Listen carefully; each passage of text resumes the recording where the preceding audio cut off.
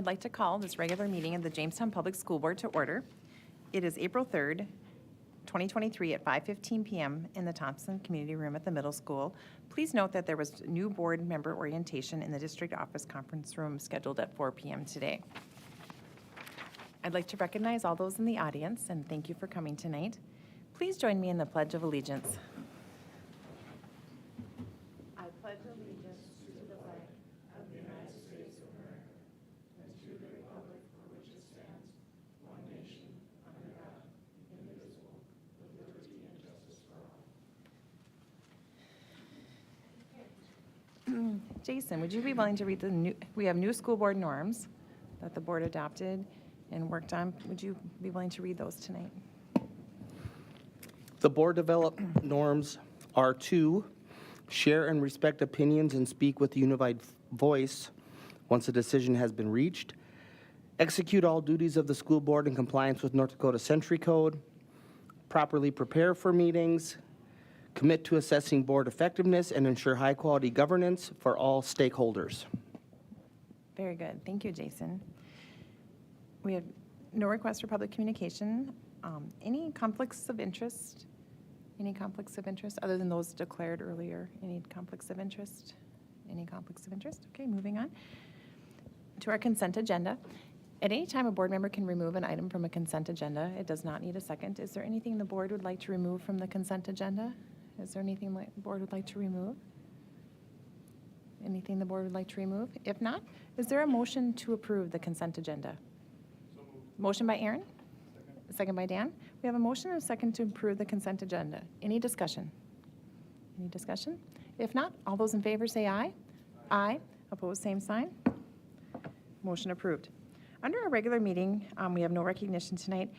Under correspondence, you saw this in your drive, but we'd like to certainly thank Dr. Penny Breeze from University of Jamestown and some of the women's groups in our community, including the UJ Golden Z, Zonta, AUW.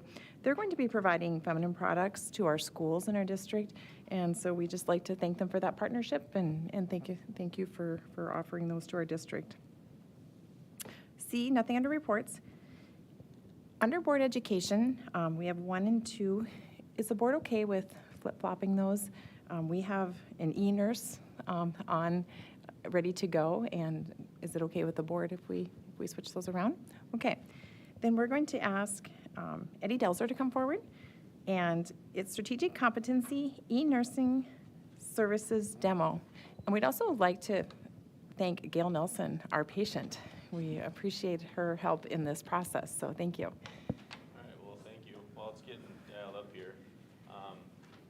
So I guess the purpose was just to come and show how we have our telehealth services. So Central Valley still does give us service, but it's 1 hour once a week, so it's not much.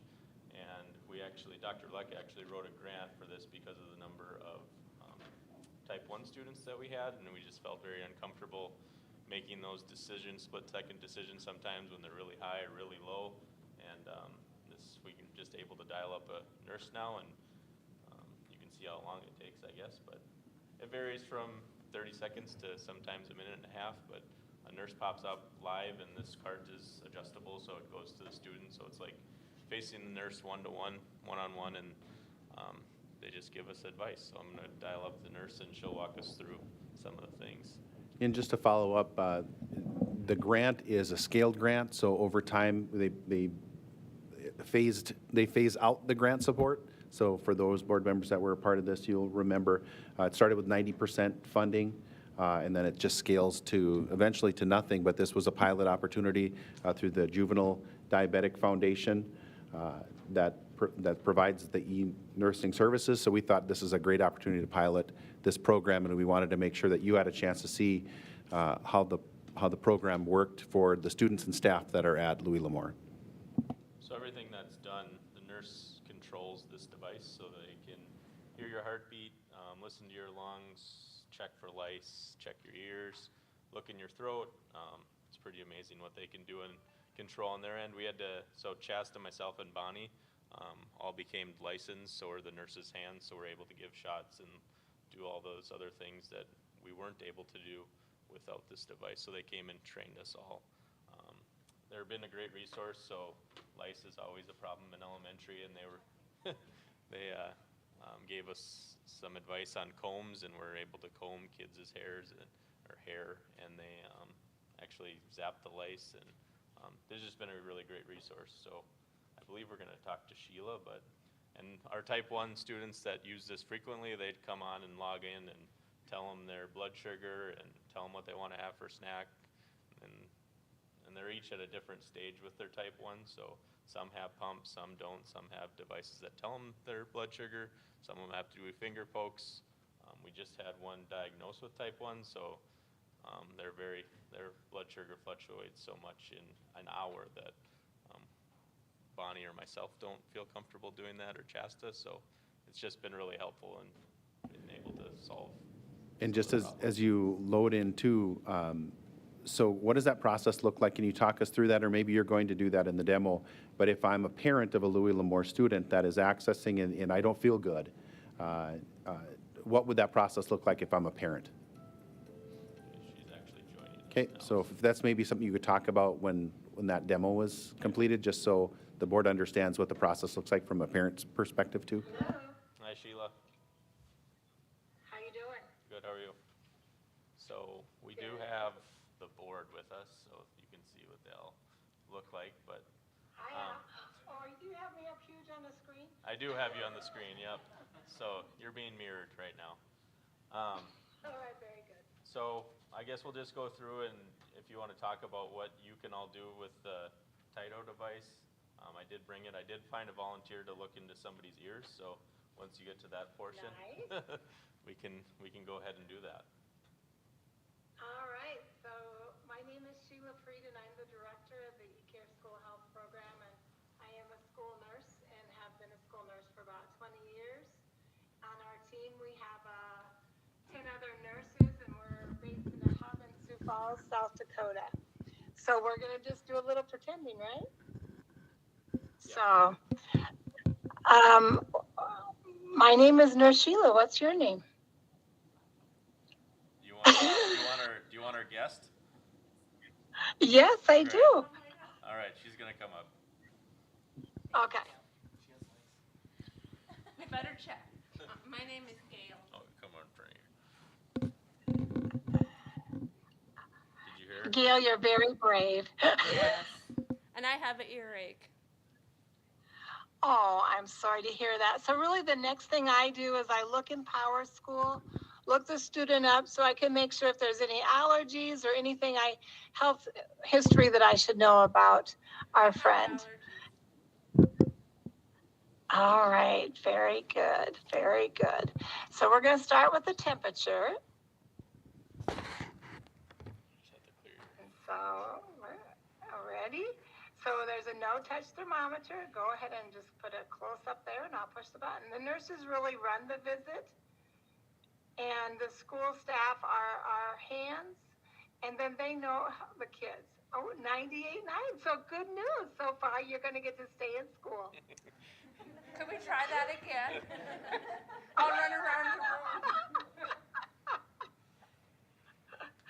All right. Do you want to look in the throat too, or do you want to go right to the ear? I think my throat feels pretty good. Except I talk a lot, then All it right. gets sore.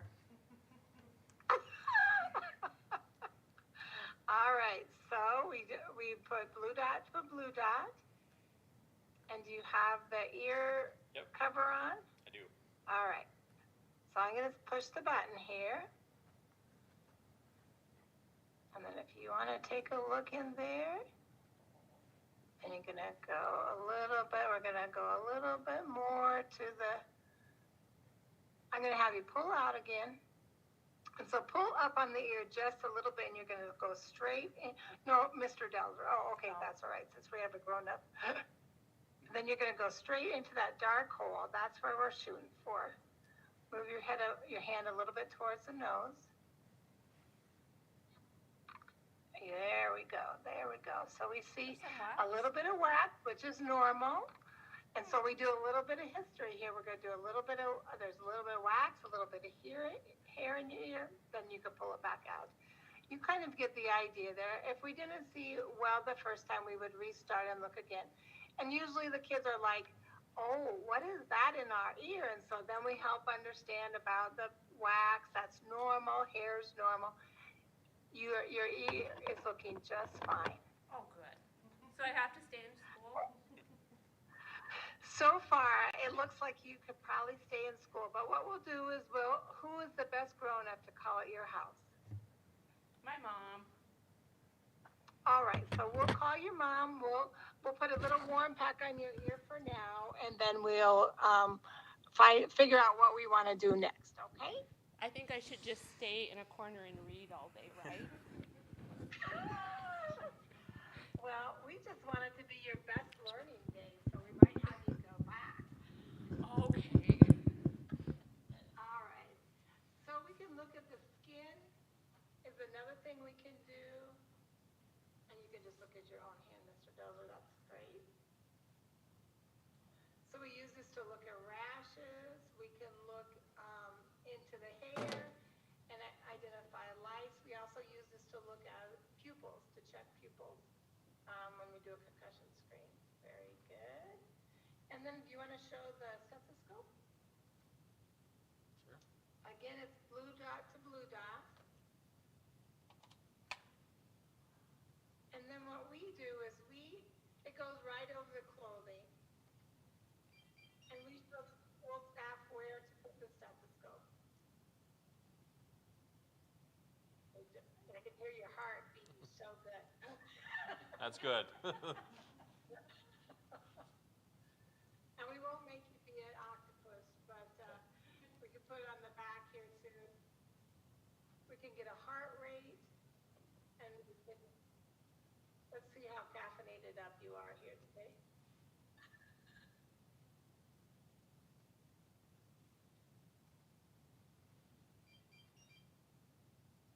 It'll tell us in just a minute. It has enough time.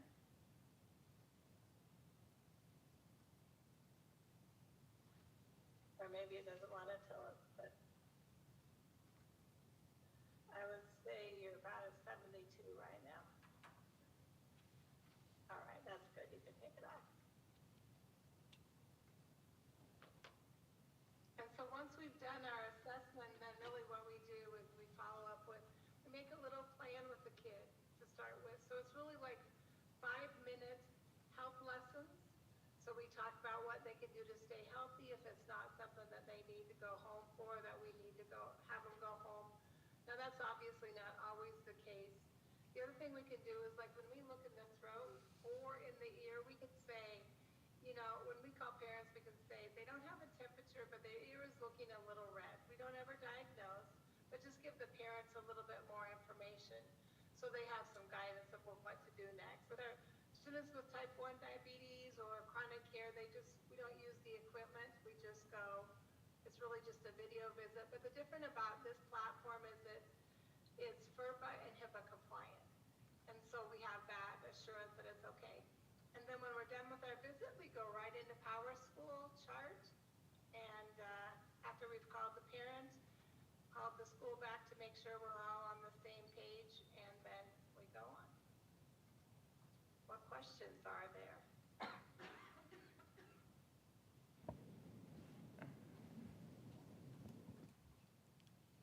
Does the board have any questions? Oh, Jamie, go ahead.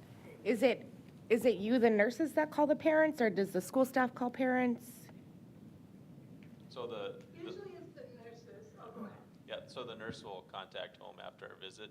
If they can't get a hold of them, and that's something that we've had to work through, like it comes through as a South Dakota number with an amount of span calls. We did push a letter out that said this is their number, so if you have a number that is calling from South Dakota to answer, but sometimes if they can't get a hold of them, then we will. Any other questions from the board for our nurse? Well, we thank our nurse for joining us today and being up on our video board, so we appreciate that. We're good? Yep, we're good. Thank you, Sheila. All right. Thank you. Bye there. Thanks for letting Bye, us come Sheila. visit you. Bye. So then we exit out each time. So a lot of times for type 1s, they'll come on it separately. Well, they'll come on separately each time, but lunchtime is normally typically at the same time. since they eat first before they go outside to recess to get their blood sugar and all their food intake before they have activity done. Just want to add, we do have school nursing services through Central Valley Health.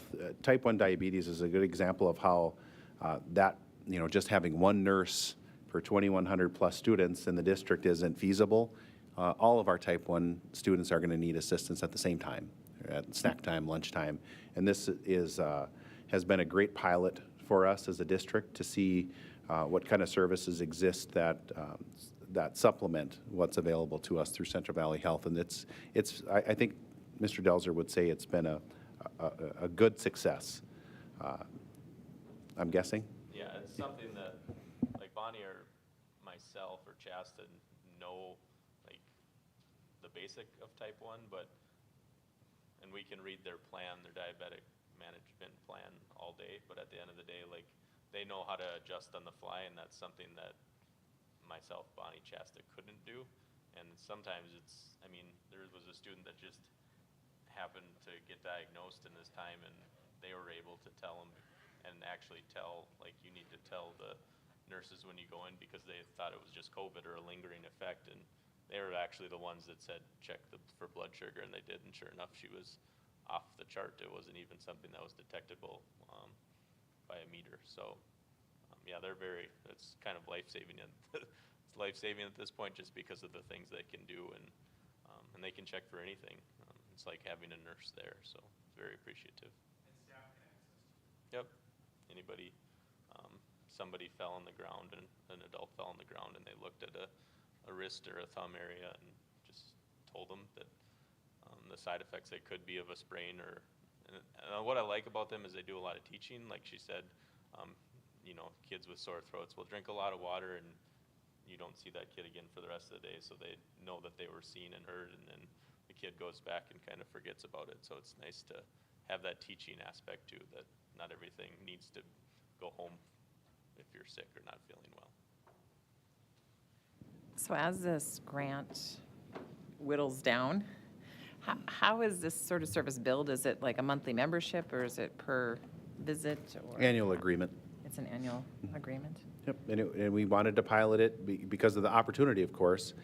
We saw a huge need with our diabetic students, such a high, comparatively a high percentage of students with diabetic care needs at Louis L'Amour at the time of the grant. And we wanted to see, as a pilot, is it something that, we wanted to consider in other schools as well. And it just is going to come down to budgetary impacts, and if it's something that we want to look to expand, what might that look like? So we are certainly not there ready to make a recommendation yet, but it's encouraging that it's gone as well as it has. And it's not so much how many diabetics we have, but they were all in one class, and for a teacher to manage 4 diabetics in one classroom, and they all have cell phones, so alarms are going off at very different times, and it does disrupt learning, but it's needed. So it was just very overwhelming for a teacher to try to be a nurse and a teacher all at the same time. But we all know that wear many different hats, and we're thankful for the teachers that do that, but it was very overwhelming. So. Any other questions for Principal Delzer? Okay. Thank you for joining us today and sharing that with us. Appreciate it. Moving on in our board education, we have educational competency, onboarding and mentoring. Justin Connell, Deb Hansen, and Natalie. Oh, Natalie is here instead of Deb. Yep. We have track meet. Yep. So just come forward, introduce yourself, and. Yeah, thanks for having us. I'm Justin Connell, and we did have Deb Hansen right away, but thankfully we were able to move the track meet in Aberdeen from tomorrow to today, so they were able to get a track meet in. And I'm going to really lean on Natalie here as she's had more experience. She was a part of the mentoring process. She was also a mentor, so she's going to go through and she'll be able to guide us more on what the mentoring program looks like if you're new to the district, if you're new to the profession, and then how we go about our mentoring process here at JMS. So at this time, I'll let Natalie expand on that for us. Hi, I'm Natalie Schrader. I work at the middle school as their instructional coach. When I was a classroom teacher, I was also a mentor, and I still serve on the mentoring team or committee that we have in our district. So right now, district-wide, we have 2 forms of mentoring. So there's kind of 2 parts. There's teachers that are new to the district, so they have previous teaching experience, but they are new to our district. We assign them a mentor. So they meet their mentor on those back-to-school days, so they have time to meet with them. We have a district checklist that we go through so that we make sure that everyone's getting the same information right when they start. We have outlined some expectations for new teachers to the district, and that is just, there's some meetings that so new teacher orientation they attend, obviously. They'll meet with the mentor routinely, and during those meetings they review district initiatives that maybe were piloted or started in previous years, but they're things that we want to keep going. We have to do kind of some education to make sure that they continue. So those mentors will do that. They'll talk about district initiatives. They'll also go in and observe the new teacher. And then the new teacher will observe the mentor as well. So throughout the year, I think we require that they do that 4 times, so once a quarter. And we have them meet before conferences or just kind of some of those bigger events where they would need just a guidance. They've probably done parent-teacher conferences before, but how do we do it in Jamestown? What does that look like in our school versus another school? So that is a new teacher to the district that has teaching experience. A new teacher to the profession, so they're starting as a new teacher in Jamestown. They are also assigned a mentor, but their mentor is one of our Jamestown teachers, but they have had the first-year mentoring training from the state or from ESPB, and that's a little bit more intense. It's more formal, so there's more, they meet with the mentor and the new teacher meet weekly, so sometimes that's a classroom observation, sometimes it's just touching base, what's come up, what questions do you have, what's going on in your classroom, are you planned, it varies with the teacher and what they're comfortable with, but yeah, they meet weekly. Just want to make sure I'm not missing anything. Again, they review and kind of monitor those district initiatives. For example, for engagement, we have done a lot of IEL or improving academic language training in our district. So those mentors have done that training, so they'll introduce that to the new teacher and then observe it in the classroom and give them feedback. So that's just one way that we onboard with staff. So those 2 forms of mentoring are things that we do as a district. Now more specifically at the middle school, we're fortunate enough to have those teams. So every teacher is assigned to a team, so that they have a team lead that attends advisory, and that's kind of how information is shared throughout the middle school. They also usually have a cohort or someone to plan with, and our administrators have always kind of protected that common planning time. And that team time, which is, I think, huge for new teachers, just somebody else to, what's going on? What are we doing this week? What does it look like when we go to the gym for the band concert, or to bigger questions like credits and things like that. Also, they have access to the instructional coach and the coaches across the district. We do coaching cycles, so we get into classrooms, and we're also looking for those initiatives and past professional development, so we kind of fill the holes and support the mentor in that way. When we're in the classroom, we're giving feedback. We do not evaluate, so we're just giving feedback. We might model, and again, we're just reinforcing what the mentor has already kind of started. And then we also have the PLC time, which I think is big, and at the middle school, we've been doing a lot of unit planning and common assessments, and then one switch that we've kind of had this year to the past is we've been asking teachers to kind of store resources in one place. So when a new teacher comes in, they have access to things that were created by the teacher before them, which is, I think, a big step in the right direction, because when a new teacher comes and you just have a bunch of files, hard copy files, that's a lot to sift through and figure out. And so that's kind of been a push in our PLCs, is doing the unit planning and the common assessments. So yeah, any questions about that? Any questions from the board? Any questions? Diane, go ahead. I was going to back up to the person who is coming into it as a new professional, has not taught before. You mentioned they're assigned to someone that has had quite a bit of training. Do you have a problem with not having enough of those mentors to go around? No, I don't think so. I don't think that has been a challenge. We typically, I know at the middle school, we have 3 that have that training. We're currently using 2 of them. At different levels, I think with just maybe people going in and out, it might become a challenge, but I think the people that make up that team have been here. They're pretty established in Jamestown. We haven't had too much turnover in that committee, which is nice. Yeah. Dr. Luck? Diane, just one point.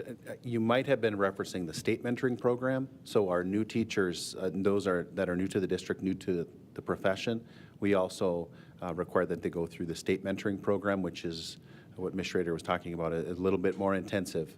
And so they get that training externally, but then they get the supports internally. And just a quick point, we're talking about teachers now. We also do the same with administrators. So our administrators go through a mentoring program as well. Mr. Connell was a recent recipient, or is training through the state mentoring program too. So we do think of our administrators also. So do we also do local, I see we have a new administrative hire on our agenda for later today. So we have the state training, and it's a little bit more informal. We don't have an assigned mentor, but they are supported, through that, a much smaller group of individuals. That's helpful for Yeah. someone new. So, very good. As Gail, a- did you have, sorry, Gail, did you have a? Kind of, it was with what Dr. Lex said too, that there is a state program for people, especially if you're like a FACS teacher and you're the only person in the district. That state one is also a great option, because sometimes within your district, you don't have a mentor for what you exactly do. So just, you hit on that though. Thanks, Gail. Jason? Is there any sort of tool, evaluation, gauge as far as the effectiveness of either the state or the local? And, just looking for constant improvement, because mentoring is huge in this sense. So is there anything built into that? As far as data tracking that, I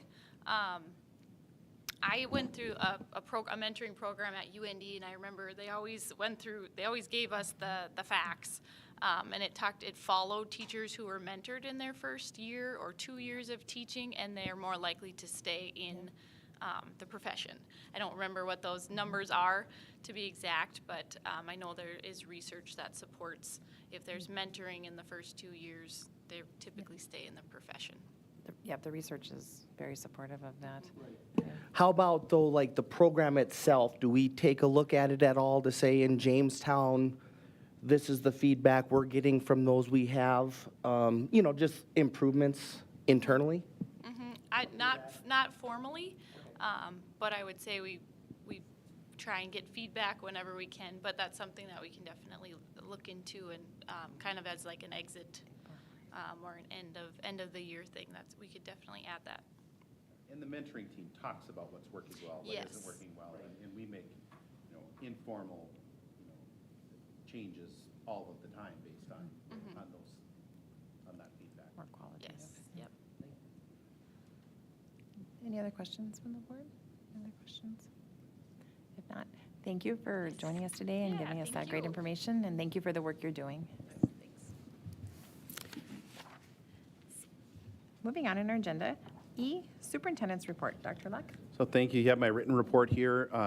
I'll touch on a few things a little bit more than others as normal, but from a personnel update standpoint, later on in the agenda, there'll be a recommendation for hire for Jada Anderson. And just as a reminder, this is somebody that already has a continuing contract as an instructional coach in the district. And so we have a resignation that would, in this situation, that would be lumped together with the acceptance of that contract for an administrative position at Roosevelt. Along with that, I also provided a timeline for where we're looking for, we shifted from Roosevelt Elementary to our high school assistant principal position. The process will play out very similarly to that. The difference being I have 126 surveys to qualitatively analyze, so a little bit more time there, but it's a good process, and that will help us determine that correct fit for the district. But we look to have sometime between April 10th and the 21st, selection of finalists, interviews, and then sometime after that point, a recommendation to the board for that position as well, to begin on July 1st or somewhere within that range. Innovation Academy staffing, this time last year, we had our TAG folks, or at the time was TAG. We've shifted into Innovation Academy, rebranded that program. But they came before the board and they talked about wanting to provide a more centralized program rather than pull out at every building, centralize that Innovation Academy at the CTC Center. So those students are bused to that center. A little bit more anticipated, more time with students, and that has been an effective model.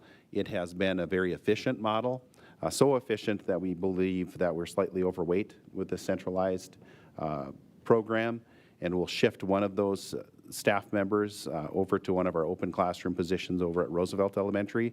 And if we have the need, we believe that we can access a support staff member if it's needed to support that program. As it continues, the pilot's gone very well. I've been very happy with it. But like I said, I think we're overweight on 2 FTE, and we believe we can operate that with 1 certified staff member. The Title I allocation plan, I talked a few months ago about a concern that I had with a changing model from the Department of Public Instruction. In January, we expressed our concern to the Department of Public Instruction with this new model for allocation.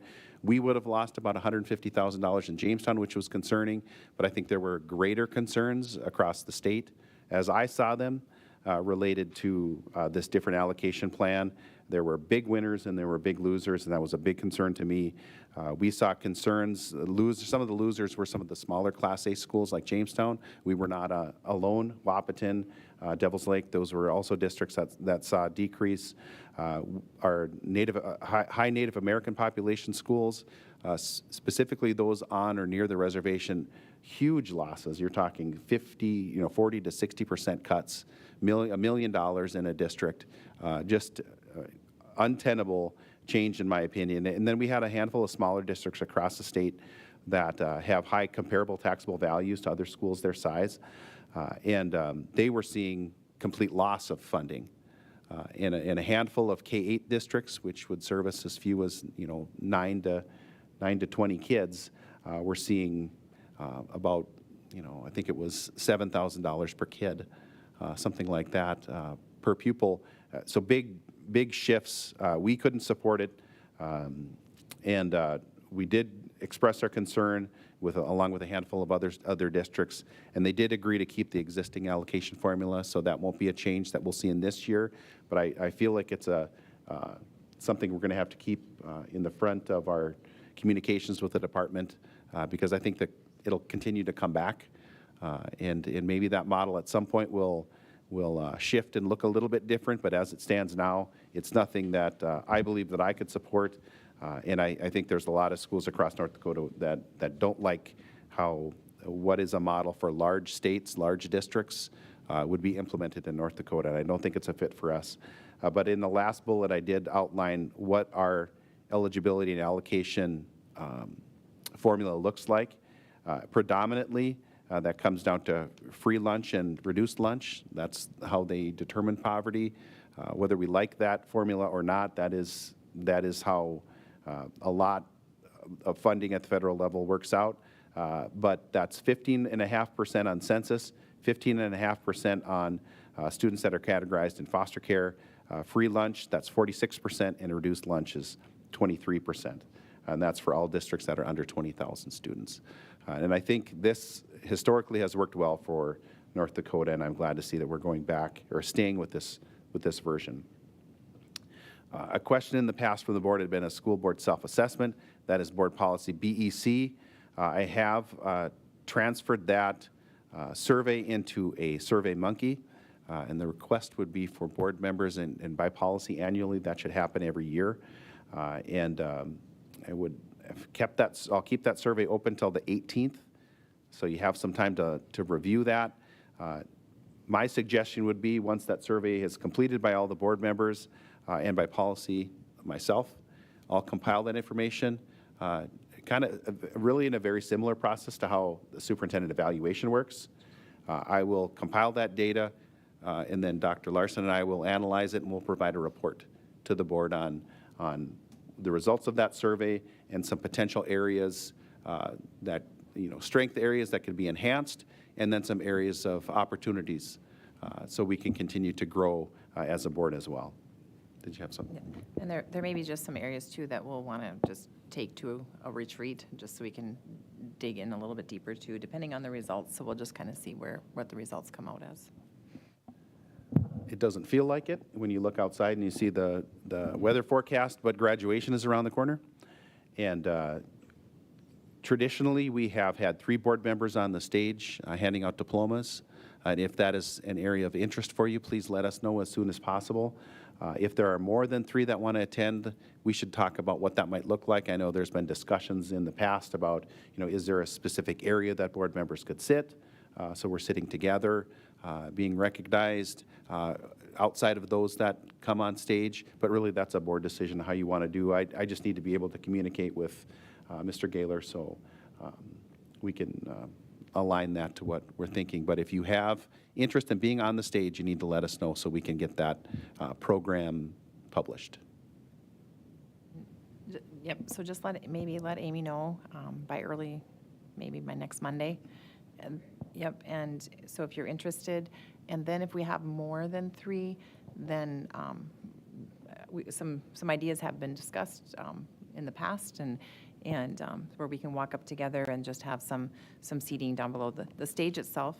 There's not a lot of width and depth and space to fit everybody on, and I know we tried 2 rows one time, that didn't work out well, and so I think we can still make it work if people are interested. So we'll just let Amy know, and if there's more than 3, we'll move on from there. So thank you. So at this time last year, we also were talking about very low kindergarten registration numbers, and we recognized that we wanted to make some shifts to how that process looked, how we communicated to our community, but also what that process looked like. And so we shifted more to what I would call a kindergarten roundup. We are communicating instead of through print, doing a little bit more through social media and through billboards that you might have seen. The cost was really relatively about the same. But we did a little bit more there, and then we're also doing a registration where there was some kindergarten assessment happening at the same time. As you can imagine, when we don't know our student, we know our students very well at the end of kindergarten, and our kindergarten teachers can help make, to first grade, we can help make roster decisions, classroom roster decisions, because we're so much more informed. And so the idea with the kindergarten roundup is that our kindergarten teachers would know a little bit more about the students that came in, where they're coming to us, and to give our families a little bit more support to work with. What are areas they should be working on? Where do they, what areas, what do they need to know when they come into kindergarten? And so having a little more personal connection with their classroom teacher. What I saw when we did it in here, we saw a lot of very nervous little ones coming in. And when they came out, it was kind of like a little strut. And, it's like, I'm a kindergartner now, and I know my teacher, or I know who my teacher might be. I'm not so scared. But then the classroom teachers had a chance to work with those students as well. And so they have a better sense when we get to roster decisions, and especially in multi-section kindergartens or buildings, so we can provide a little more parity on the, to make sure that we can meet all of our students' needs in the classroom, like we do in first grade. At a kindergarten level, when we have done it as we've done in the past, it's a little more guesswork.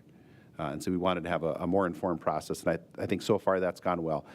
Obviously, opportunities to grow. We'll learn a little bit more about this year and how it worked, and we'll make some changes in the future. But in general, I think I think our families were appreciative, and I think our teachers were appreciative of that opportunity.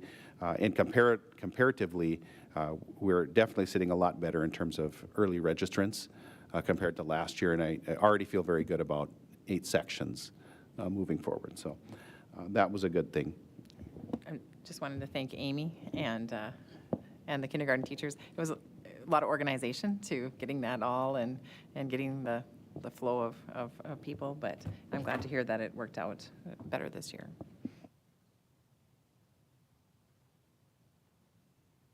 So later on in the agenda, you'll also have the AIA agreements up for approval. And just for clarity, that is simply you're crediting back contingency funds so they don't continue to bill us. So there's just a credit back for that, so they're billing us at the correct information. There was questions in our last meeting about exit interviews. So far, we have 5 surveys and/or interviews that have been completed since that new policy was adopted late last year. And I'm anticipating a board report sometime in May or June in alignment with our board policy on exit interviews and what we found from that. Right now, that is managed through our HR generalist, and she's the one that engages with staff in that process. Lastly, or will be moving forward, I should say, legislative updates. You have the Google Doc that's been updated. I just thought for the spotlight for this meeting, touch on some of those that impact board members. There's House Bill H 1115 and House Bill 1257. 1257 is the one that's more likely to pass. They're very similar bills. The idea is the same. It's the requirement when you complete your intent as a board member form that you're also completing a campaign contribution. That would impact board members in Jamestown because of the size of district. The 1115 dealt with, I think, size of the community. But that one looks like it's already got a do not pass now. And that it looks like the legislature is supporting 1257. I think it's probably the better bill. The other one I pointed out was 1120, and that requires reciting the Pledge of Allegiance at every regular school board meeting. There's been a few amendments there in that bill, but as a district, we have conducted the pledge for many years before that, and I don't envision a change happening on that, regardless of what happens with 1120. But that is something that I would anticipate passing, although there's been a great deal of discussion about that. As I outlined in my summary of, or my Google Doc on summary of all the bills, as a general rule, I believe local control to be the preferred option. Local school districts and communities should make those decisions on what's required and what is expected of our school board or city government or whatever. But I don't think it's going to impact Jamestown Public Schools regardless if it passes or if it fails. But with that, I would stand for questions. Any questions for Dr. Leck about his superintendent report? Jason? Back to the Innovation Academy staffing. We're still within the first year at the CTC, correct? Could you just kind of go through not the characteristics, but could you just kind of go through what you saw that made you think or determine that we're overstaffed? So we have a TAG director. So all of our principals have portfolio assignments. And based on the recommendations, the number of students that we have in the Innovation Academy, you're talking 15 to 20 students with 2 staff. It's a high number of staff to student ratio. And again, I believe that, with the planning, we would be much better suited if we need additional support, that it could be an assigned staff person for part of that time, a support staff person, instead of, a full certified staff member devoted to those students. Absolutely, the program is important, but with the shift that has occurred to centralize, we were staffed for pullouts at 5 different buildings. When you bring all the students together, we're just able to be a little bit more efficient, and we want to be right-sized with our staffing. So a lot of it has to do with being centralized, but also the number of students and pupils. Follow up, Jason? Yeah, I've got a few questions. My main concern is that if, are we capping or are we preventing capacity growth? Are there students out there that we're not going to be able to provide these services to by going to one staff member? I don't believe that would change based on the criteria would still be the same. I don't see that changing based on the number of students. We're right sizing based on the students that we have and the criteria that we have already. Yeah, go ahead. Has the decision been made who's going to go where, or is that still in discussion? No, we're making that'll come in a personnel transfer form in our next meeting. But we made that decision based on who has credentials now, experience and credentials. Do those staff people know? Yes. Any other questions for Dr. Luck about a superintendent report? Okay, thank you, Dr. Luck. Moving on. Nothing under old business. Under new business, nothing under activities. Under buildings and grounds, is there a motion for approval of amended AIA agreement for contingency credit, number 1 Gustner and number 2 high school? I think one was around 22,000, 27,000 if I remember correctly. Motion by Aaron, is there? Second by Steve. We have a motion and a second for approval of amended AIA agreements for contingency credits, number 1 Gustner, number 2 high school. Any discussion? Any discussion? There being no discussion, all those in favor say aye. Aye. Opposed, same sign. Motion approved. Number 3, nothing under curriculum, assessment, and instruction. Number 4, under finance, we have A, approval for revised RFQ for transportation. Is there a motion? Motion by Gail. Second by Jason. We have a motion and a second for approval of revised RFQ for transportation. Any discussion? Any discussion?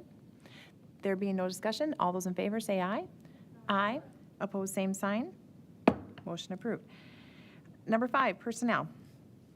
A, approval to hire Jada Anderson, Roosevelt Elementary Principal, with a salary of $102,557 for the 2023 to 2024 school year, salary to be adjusted upon completion of negotiations. And number 1, approval to accept the resignation of Jada Anderson, instructional coach, at the conclusion of the 2022 to 2023 school year. Is there a motion? Motion by Aaron. Is there a second? Second by Jamie. We have a motion and a second for approval to hire Jada Anderson, Roosevelt Elementary Principal, with a salary of $102,557 for the 2023 to 2024 school year, and subsequent approval to accept the resignation of Jada Anderson, instructional coach, at the conclusion of the 2022 to 2023 school year. Any discussion? Any discussion? Jason, go ahead. Yeah. Might not be the right place, but thoughts on replacing the instructional coach position? Are we top heavy there, or we need to replace that? So we would post that position. Thank you. Good question. Any other questions or discussion? If not, assuming roll call vote, all those in favor say aye. Aye. Opposed, same sign. Motion approved. Thank you, Jada, and congratulations. As you see, she's in the audience today. B, approval of the resignation of Joe Hegland, Curriculum and Professional Development Director, as of June 30th, 2023. Is there a motion? Motion by Melissa. Second by Gail. We have a motion and a second for approval of the resignation of Joe Hegland, Curriculum and Professional Development Director, as of June 30th, 2023. Any discussion? Yes, Gail? What would our plan be for that position? That's a great question, and I'm so glad that you asked it. I think the board needs to have a conversation about what to do with this position. We've talked in the past, if you're asking my thoughts on it, I think it's going to be very challenging to find a half-time person in this role regardless. I think it becomes full-time or no time. And if we do transition to full-time, I believe that the best organizational structure to that would be as an assistant superintendent that takes on the responsibilities of Mr. Hageland and myself to reshuffle those responsibilities within those roles, probably split between an elementary and a secondary portfolio between the two of us. But that's what I would believe as a district would best serve the district. I think it'd be very challenging to have those curriculum and professional development responsibilities spread out again through portfolio assignments. I don't think that would be a very efficient or effective method to disperse those responsibilities. I think it'd be very, very challenging. But if you look to full-time, if we do go to half-time, potentially there's some options, but I think it'd be tough to make that work. Yeah, we want to thank Joe also. What a wealth of knowledge, and it's just, he's served in this role on a part-time basis, and just with that type of experience and knowledge, it's just been such a tremendous benefit to our district, so we appreciate that. Any other discussion or questions? Jason? So when would we have that discussion on going forward? We could have an agenda item for it. I could provide a recommendation for how that might look. It really just depends on how the board wants to proceed with that, or direction you may want to give me to provide different options. But I believe it's a discussion that needs to be held so I have direction moving forward. Go ahead, Jason. I think the way we approached Sally's position when we were talking HR and whatnot, I would be on board for options like that going forward. I think we can make that happen. Okay. All right. Any other discussion? Okay, we have a motion, a second, for approval of the resignation of Joe Hageland, Curriculum and Professional Development Director, as of June 30th, 2023. Assuming roll call vote, all those in favor, say aye. Aye. Opposed, same sign. Motion approved. Yep, go ahead, Jason. Side note, how many years in the district? Oh, my. Did anybody? I think enough to be considering Hageland Elementary. Right. But He started as a Washington, I thought it was Lincoln. Lincoln, maybe. Yeah. School teacher, Oh, you're right. Franklin. Yeah. But many, many years in the district. I'm not sure. I don't think Joe would tell us anymore. You can maybe include a little bit of that in your report when you bring it forward. What kind of experience we're trying to replace here? So yeah, we so appreciative of him staying on in this role, and just a tremendous support to our district. And maybe one comment with Joe, if I could, Joe's position is contracted at halftime. Joe has always worked far more hours than halftime, and it's just because of his love of the position, love of the district, support of us as educators, and he will certainly be somebody that's missed within the district, not just by central office staff. I'm not sure what he's going to do on the weekends after he retires here, because I see him here I see his vehicle here on the weekends as well. So again, appreciate all the work he's done for the district. Moving on to number C, approval of the 2023 summer school staff contracts. Is there a motion? Motion by Melissa, second by Dan. We have a motion and a second for the approval of the 2023 summer school staff contracts. Any discussion on that? Gail, go ahead.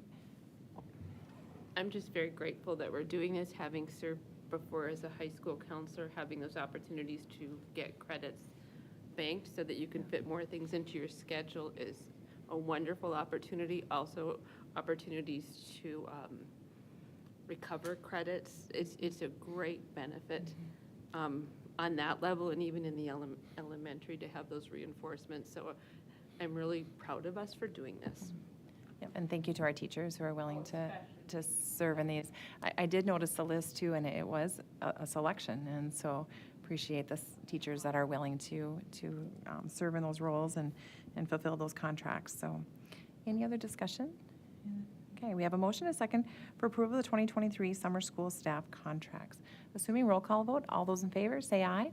Aye. Opposed, same sign. Motion approved.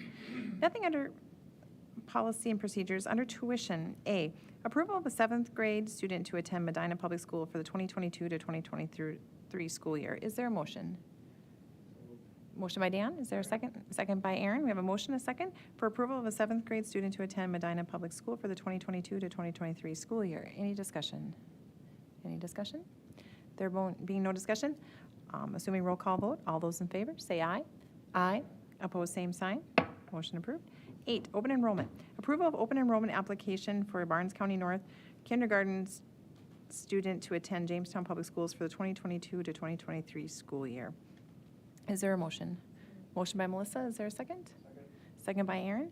We have a motion, a second for approval of open enrollment application for a Barnes County North kindergarten student to attend Jamestown Public Schools for the 2022 to 2023 school year.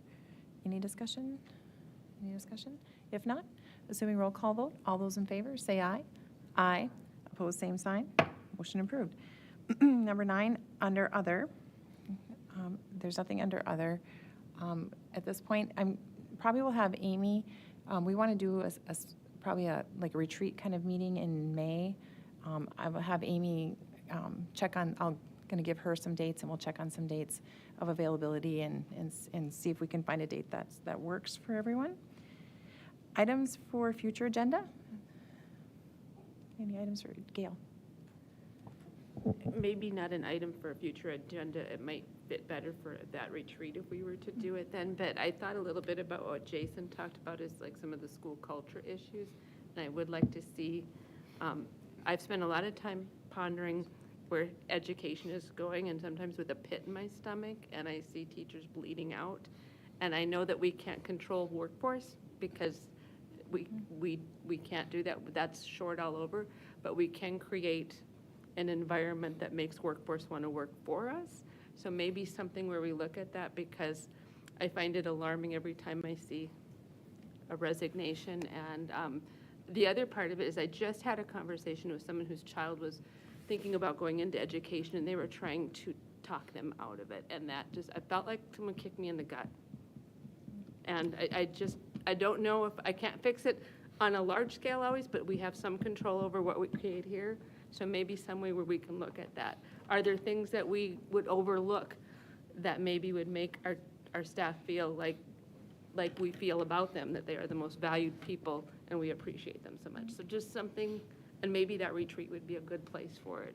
Sure, Gail, thank you. And as we talked about before, just because we do have resignations and our exit, I think probably after we get the exit interview information, that might be a really good place to start with some of that discussion. And we can even have maybe some reports on like the channels of things, the different leadership groups that we have also for voice in our, and that was brought up before, I think. And so we can include some professional development on those areas as well. Go ahead, Gail. And we have those, but especially those that are here. Mm-hmm. I mean, I think Yep. we have to look at what they're feeling too, Yes. because those are the ones we're going to keep, hopefully, Yep. and that we'll have for many, many years. Yep. But I just think the teachers are coming out of some of the hardest years they've ever had. They're exhausted, they're tired. Yep.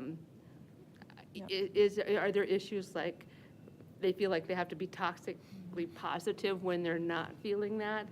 Do they feel like it's a good environment for them to make mistakes and admit them out loud? What are things that we could do to make that, because schools were my second home. So I want this to be, the most positive district they can be at. I appreciate your passion for that, Gail. I appreciate that.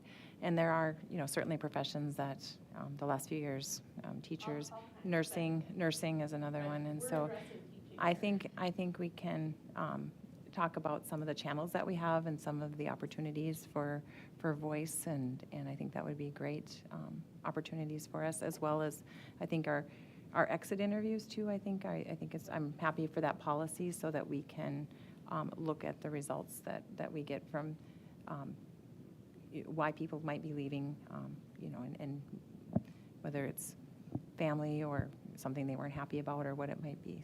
So thank you for bringing that forth. Jason? I just want to add that, I know we have our we have our district improvement committee, but I can't echo enough what Gail is saying is that, the most effective organizations, I don't care what you're talking about, are continuously looking at how their people are doing. And I'm not saying we're not, right? But I think as a board, maybe more clarification on what, you know, Yep, our Dr. processes. Larson's talking about, some of the things that Mrs. Nelson's talking about, it's definitely just worth a discussion. Yep, no, we'll fit that in. Like I said, I think having some data to go with it would be helpful, so I think the exit interviews would be helpful to us as well, rather than just making assumptions. So I think that's a good idea. Any other discussion for items for future agenda? Any other items? Okay, all right. If you think of something, please let me know, and I appreciate board members that do reach out, or let Dr. Leck know. We have a list of meetings to be scheduled. No more snowstorms, canceling meetings. I'll list this, Well, then you can make a comment on that, Yeah, okay? okay. Health Insurance Committee meeting on Monday, April 10th, 2023 at 3:45 in the District Office Conference Room. Negotiations Finance Retreat on Tuesday, April 11th, 2023 at 4:30, is that correct time? Okay. PM in the District Office Conference Room. District Technology Committee meeting on Thursday, April 13th, 2023 at 3:30 in a tech lab at the District Office. We have a regular school board meeting on Monday, April 17th, 2023 at 5:15 in the Thompson Community Room in the middle school. And the Transition House graduation on Thursday, May 18th, 2023 from 11 to 1 at the Transition House. Amy, do we need to know who's coming to that? Okay. Yep, let Amy know. I went to that last year. It was a great event, and so just let Amy know if you're attending that. Possible executive session to discuss negotiations. Okay, is there a motion? Okay, not today. There being no motion, moving forward, did you want to make a comment on weather and predictions? Well, Bets? I'll leave forecasts to the weather folks, but, you know, as soon as this meeting is over, I'll be making a phone call, just based on what's forecasted. The timing, sometimes timings of storms don't do us any favors.